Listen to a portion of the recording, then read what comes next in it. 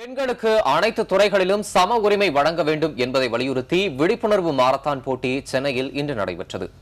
UN நிறுவனம் ஏற்பாடு செய்திருந்த இந்த பந்தயத்தில் 2000க்கும் அதிகமான கல்லூரி மாணவர்கள் பங்கேற்று ஓடினர். பெண்களுக்கு மறுக்கப்படும் உரிமைகளை பெற்றுக் கொடுப்பதற்கு அனைவரும் குரல் கொடுக்க வேண்டும் என்பதை வலியுறுத்தவே இந்த மாரத்தான் பந்தயம் நடத்தப்பட்டதாக நிகழ்ச்சி ஏற்பாட்டாளர்கள் தெரிவித்தனர்.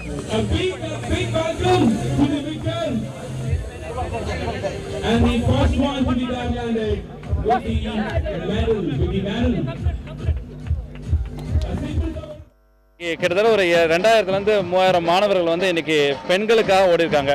தங்கள் வாழ்க்கையில் இருக்கும் பெண்கள், உலகத்தில் இருக்க மற்ற பெண்களுக்காக ஓடி இருக்காங்க, அவங்க உரிமைகளுக்காக ஓடி இருக்காங்க. ஸோ ஒரு அரிய நிகழ்வு.